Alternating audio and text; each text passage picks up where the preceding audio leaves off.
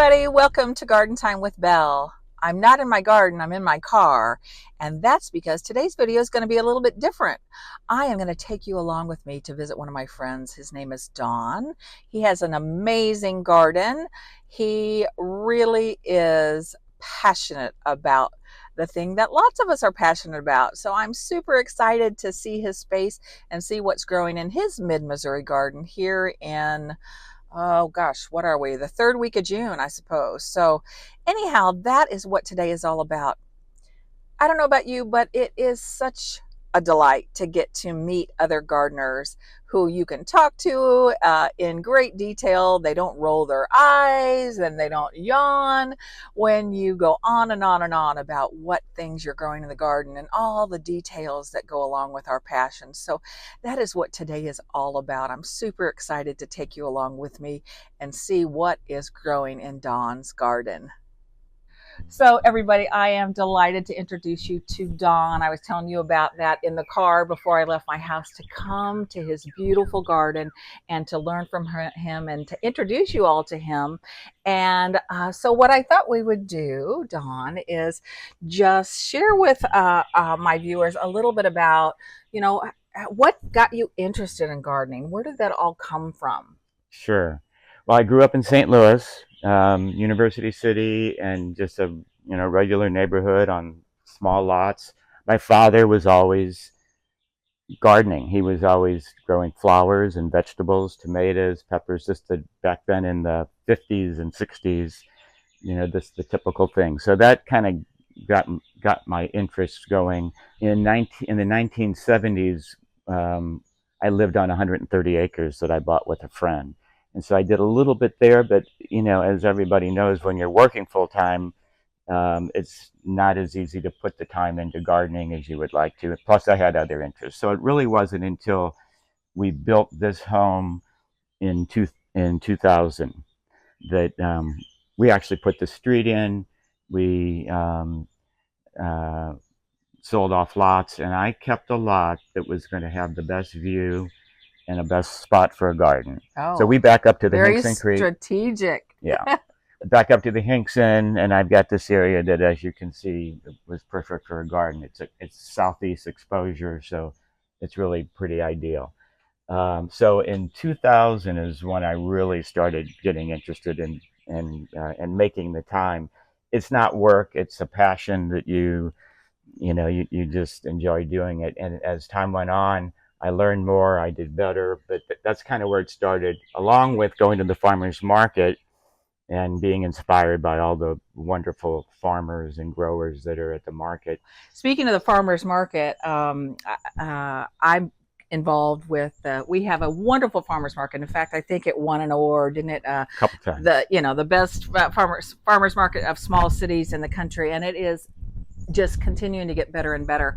The Columbia Center for Urban Ag, I actually do a little volunteering for them. Good. I do a lot of their kids programming since my background was in education and stuff. So that's been fun. But Donna's been very active with them, and just really promoting the farmers market, which is an inspiration in and of itself. Yeah, right? It's the ag park. It's not just the market. That's one entity, but there's also the Columbia Center for Urban Ag, where they grow thousands of pounds of food and give it all to the food bank. Yeah. They have programs for veterans. They have programs for refugees. They have programs for all sorts of people, no matter what the status is, as far as getting them started in gardening. In fact, they're on my list to interview, take you guys along so you can see what Don and I are talking about, and take a little tour through, where they grow. I think last year, the year before, we grew 50 or 60,000 pounds of food, and it all went to the local food bank. So,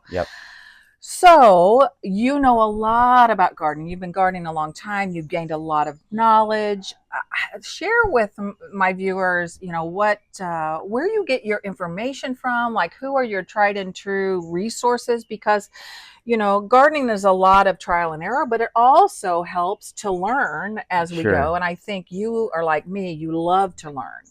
That's sort of part of our makeup, right? And so there are so many gardening resources out there, which is great, by the way. When I'm guessing, I don't know what your age is, but when I started gardening, I just turned 74, so Oh, congratulations. yeah. I just turned 62. Oh, good So for here you. we are. So when we started gardening, um, the only place I got was able to get gardening information when I started, like as a newlywed, was basically other experienced gardeners, Hmm. their knowledge, and the local library books. There Sure. was no internet. There Right. was no YouTube channels. It was books and talking to people. Yeah. Well, my first resource was a neighbor around the corner, Mr. Grant, who has about 100 acres. So back in 2000, he got on his tractor and drove over here and tilled up my first garden. So he was and he has a wonderful, or he did, he's passed since, but he had a wonderful garden. But since then, it's people at the farmers market, and Joe Lampel, who is, pretty world renowned as far as having thousands of followers, does classes, does trips, has his own YouTube show and PBS show called Growing a Greener World. We were fortunate enough to have him come to Columbia to speak at the Columbia Center for Urban Ag, as well as the Missouri Botanical Garden, and I invited him here, and so he spent an evening and had a wonderful time. But he's been my inspiration because I take all his classes. He's one of the most personable people there is, as far as willing to share. This is his book, which you should all take a look at if you're You've seen interested. this book on one of my videos, and I'm so delighted. It is like Yeah, the little Bible of yeah, vegetable gardening. yeah. Oh, He's so great. good. So Joe, I would say, is probably my biggest inspiration. Um, just in terms of having this that's gardening community with hundreds of other people that take the classes. We Zoom every week, and you just share information, whether it's with him or with other gardeners. I trade seeds with other gardeners around the country, tomato seeds mainly. So I would say he's been my inspiration. But that's there's plenty of other people that I get inspired by. So I'm eager to get down into your garden, but before we do that, I'd love for you to share a little bit about, what's your inspiration? Where do you get your inspiration from? Well, I mentioned earlier that I love going to the farmers market, and I always, it's my social event of the week, actually, every Saturday morning. And people say, "Why are what do you need to buy at the market?" And I Right, because said, you grow. "Because I grow so much of it." And well, one of the answers is I can't grow eggs or cheese or mushrooms, but I get my inspiration there. I mean, I love to visit with so many of the farmers that I just respect and admire, and it's inspirational. So I basically tell people that's one of the reasons I go is for the inspiration, and then I come home and spend the rest of the day in the garden, sharing the passion of gardening with other people.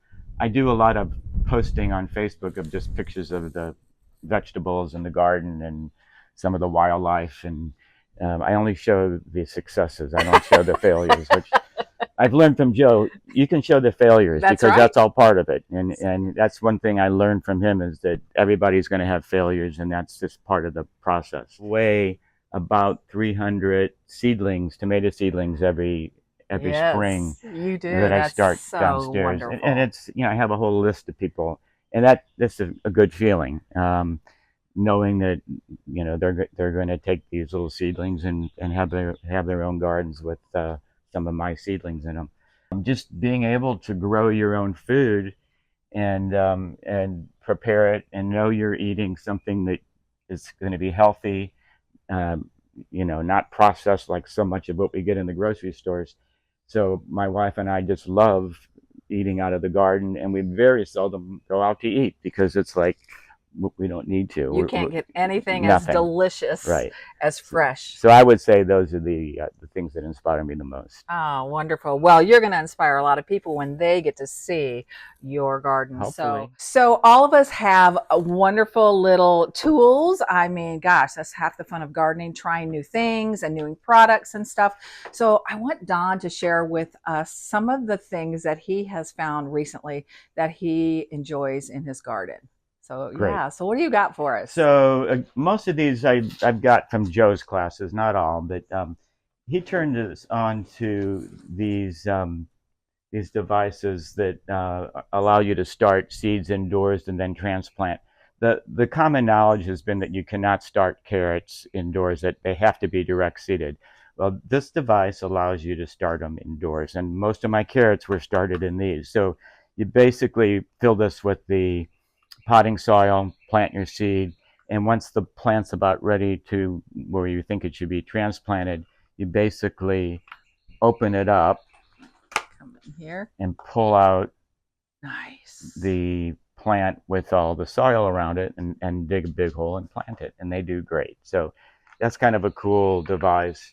This has a dome, so it does well This is indoors. so great because I used to have great difficulty direct sowing carrots in the garden because it takes sometimes a long time to germinate Right, and the seeds dry out and right, then, oh my goodness. right. So you can get started in the greenhouse if you've got something like that, or inside your house. Exactly. All right, what else do This you have? this is a UV light that um, you have to use it like at midnight when it's without a full moon, because it helps you to find the hornworms that will destroy tomato plants. Looking for hornworms is like where's Waldo type Right, thing. right.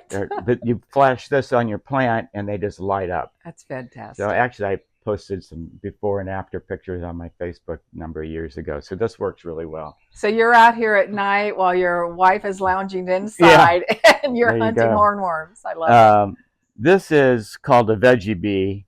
it. Veggie bee, like Be- zzz. yes, and it's relatively new. Before this, people used toothbrushes. I call this my diddler, and what it does, it vibrates, So we could hear. and you use it to pollinate for pollination of tomatoes.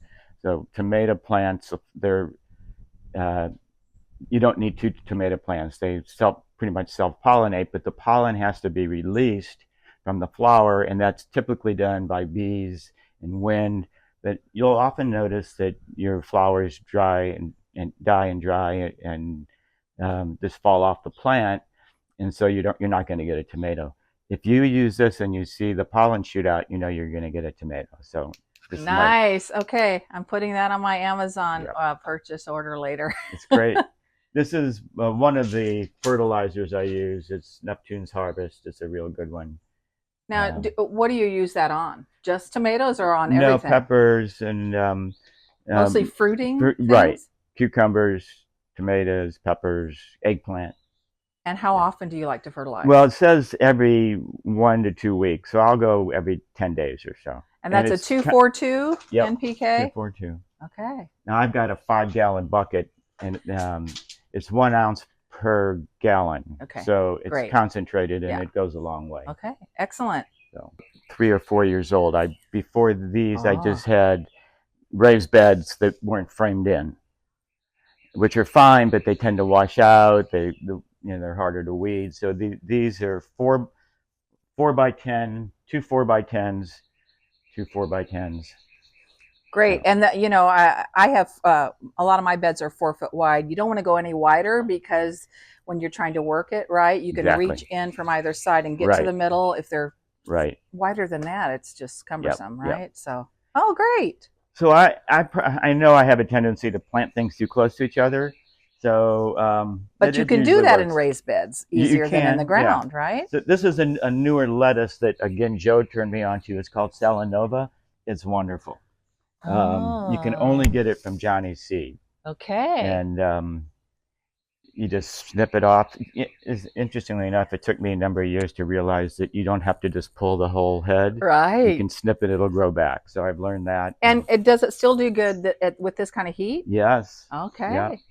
There's one vendor at the market that sells it. Okay. Yeah. Nice. Good to know because a lot of my lettuce is done because Yep. it's such a Mine too. spring crop. So Yeah. I need summer lettuce. Yep. Okay. I like to use cattle panels for many things. I built a hoop house with it.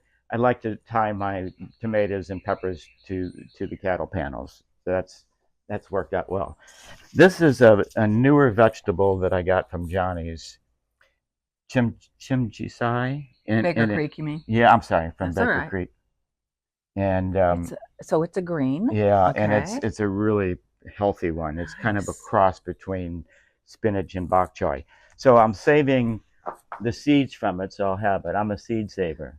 So these are going to be, when they dry up, they'll be I like, could learn a lot from you on that because that's a new thing for me, saving seeds. yeah. I don't know much about how to do it. And so, Some things are much easier than others. These you basically let it dry, open them up, and uh, store them. Tomatoes, it's a process, but it's not okay. hard. I'm using grow bags, and I know you had some questions about grow bags and interest I in it. would love to learn about grow bags. So tell us about it. Um, this is a big grow bag that I've just folded over to be able to grow strawberries in it. So I've got strawberries, and I mix things with it. I got carrots and um, beets. Nice. Here's a little Oh, carrot look at ready to that. eat. Yum. Um, What is it that you like about grow bags? um, you don't have the pests that can get into a garden that you do that you normally would have. So they're good in that regard. You control exactly what soil and fertilizers you put in. You can move them around. If it's too sunny in a spot, you move the grow bag depending on what you're growing. There's a lot of especially for people who don't have a good sunny spot to grow their garden. It's a limited space. It could be in an apartment Sure. or a high rise. Right. You just have to find some sun somewhere and use a grow bag. On the downside, they have to be watered more and you got to feed the plants more because they do drain. Do you hand water or do you do drip to I yours? have drip. On some? I haven't. See, this is all drip, Uh-huh. but Oh I yeah. haven't Uh-huh. set it up because another thing I've learned, I'm here all the time. I love to be out here in water because you can check on things. Right. Drip is fine, and I use it, but hand watering is fine too. Um, the thing about hand watering, you don't want to water from the top. You want to get right down to the roots. You don't want to get the Yep. foliage all wet, Yeah. right?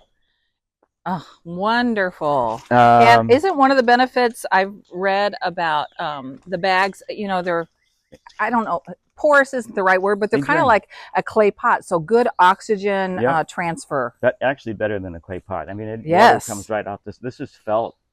And So they're not terribly expensive, are no, they? and I have my favorite root pouch is my favorite brand. Root pouch? Root pouch. Okay. I'll put a link in the description below, everybody, to root pouch in case any of you are interested on The other downside is I don't quite get the production and for certain plants like tomatoes. You'll see some do great, some don't.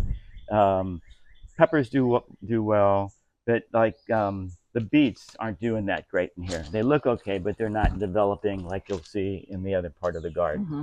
So, I'm experimenting still.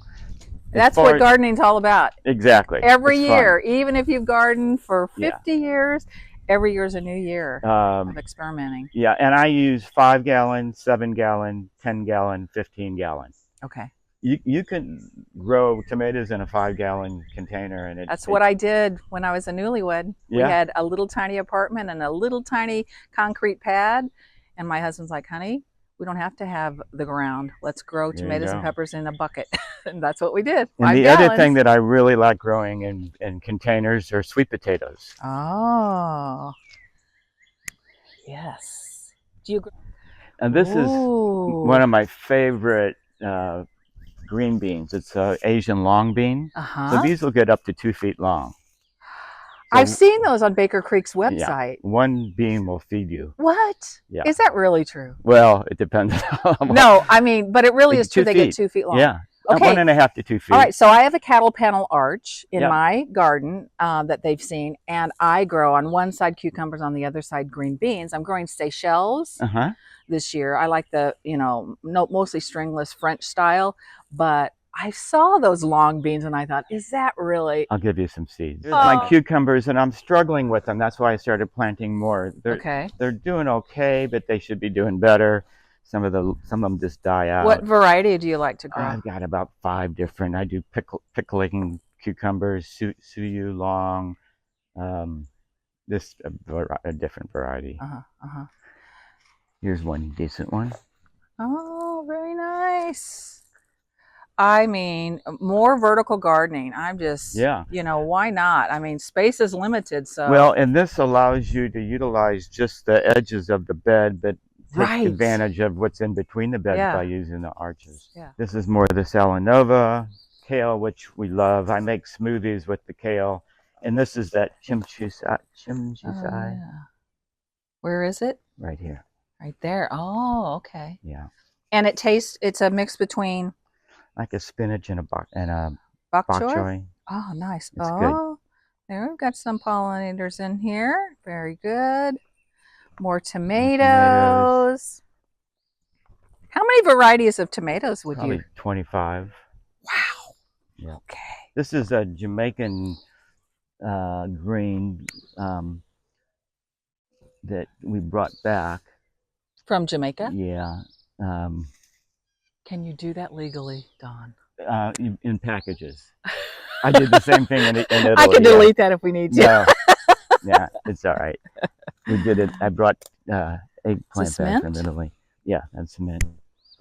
And always, always, all gardeners know you never grow mint in the ground near anything because it will take over. So this is the perfect place to grow mint. But the other thing I learned about sweet potatoes, which is where all those are sweet potatoes. Okay, right here. Got it. Is that you can trim the vines and control where they're growing, because otherwise these sweet potatoes would take up half the garden with their vines. So it doesn't hurt the production of the sweet potato by just keeping them trimmed and neat. check. Plus, I knew you were coming, so I trimmed it up real good. Onions. And I've learned about onions that I always had trouble with onions. I would never get the big onions. They would stay more like scallions. Okay. And that's because I was planting them too deep. If you plant them deep, you're going to get the scallion type green onion. Okay. If you plant them closer to the surface, they're going to bulb up and become big onions. So closer to the surface, can you give me like a guess? I'd say half an inch. Okay. And I do both the little bulbs and also, what do they call them when you buy them in a packet? Got it. Yeah, I can't. Yeah, I know what you mean. Like they sell at Westlake or Strawberry Hill. Okay. And you may be wondering why everything is up on pallets. Is because my little Boston Terrier can't lift his leg high enough to get to these. Is that right? What's his name?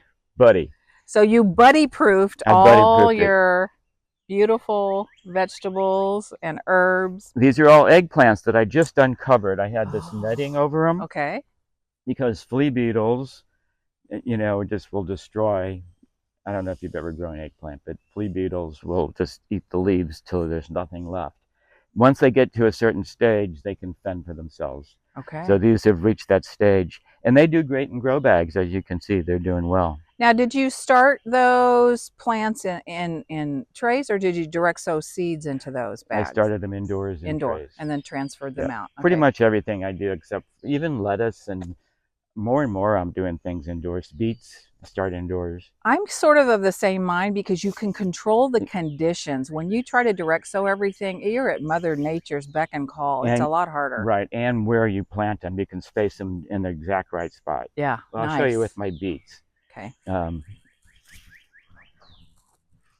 Oh, goodness. Look at that. Beautiful. I'm growing golden beets because I'm not a huge fan of the red beets as much. I love them roasted. Too earthy? They're a little bit too earthy, so I'm trying golden ones, but they're good. I should learn to pickle. Look at these guys. Look at this one. Oh my gosh. Oh my goodness. Let's get in there. Look at that. So would that be ready to harvest? It's ready. And this is cantaloupe and watermelon, but it's not doing as good as it should, but that's okay. So you're going to train the cantaloupe up the... Yep. And I've had watermelon grow up, and it's fine. How do you keep them from snapping off the vine? Well, do you support them? They develop strong stems. And okay. If they get too big, you can put like a stocking or something to hold them up. Okay, nice.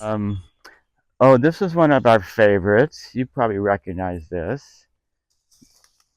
Here, I'll show you what one looks like. It's ready to... Oh, yes, my southern roots. Here you go. Okra. Oh, but it itches, doesn't it? Itch to touch the... Yeah. No, that's not too itchy. So these will be, 5, 6, 7 feet tall. We like to grill it.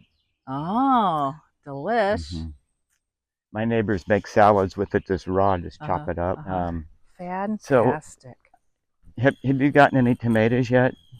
I have several tomatoes, but nothing ripe. Okay, so this is, you know who Craig LaHoyer is, that is buddies with Joe? Okay, yeah. He sent me the That's seeds. So I call them ah. Craig's Cherokee Purple. Craig developed the Cherokee Purple tomato. I need to say thank you because Cherokee Purple is my very Well, favorite tomato. I'm gonna give you one. Oh no, so Now you can nice. either eat it, it needs a few more days, Yeah. or you could save the seeds from it. If you want to Oh. eat it, I'll get you seeds later. But those are, you never know for sure when you're buying seeds from seed companies if you're getting the real Right. thing. Right. Those are the real This is thing. the real deal. Oh, thank you, Don. I appreciate it. But this is another interesting device that Joe turned everybody onto. It's cattle panel bent in half, and you see how there's Yes. and they work great for tomato staking, Oh and they store my. real well. You just put them together, and they store really well. Really Yeah, well. I have most of the big heavy duty round ones, Yeah, but I've got some of my indeterminates that really need something more yeah, robust and tall. uh huh. So, and we use cattle panel also in our It's garden. great. So you just bend it. You bend it. Now it's not real easy to bend, Yeah, but my husband, he could. that's where my I husband know comes he in. can do it. He can do it. Somebody gave me these. I never really liked them, but these are heavy duty, so I'm Yeah. using them this year. Yeah, sure. Well, they just hatched. Okay. What a great idea. So just in that split of that tree, you place that pot, and now you have what? Carolina Carolina wrens, wrens. and there are little babies in there, but we're not going to disturb them. Structure. This is my second hoop house. The first one is probably 18, 19 years ago. We put it up. So it's this cattle panel bent over, framed out with regular lumber. Built the door. I'm not a carpenter, so I had some buddies of mine help me do it. It's a greenhouse plastic that lasts 5 years, so you didn't. This is probably about ready to change out, but we rebuilt it because the first one, after about 10, 12 years, the snow was starting to sag it, and I was almost having to bend over. So when we rebuilt it, we put the header in Nice. to Yeah. support it more.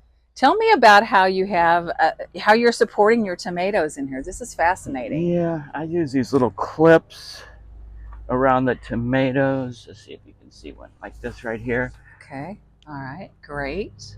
And then you just put the string on it and then tie it. And so, like for instance, this tomato has 3 string supports, and this one has 3. So you're really focusing on some of the main stems. Yep. And And as then things, just you'll know secure it. when it's time because things Right. start falling over. You get out here and you support them. Yeah.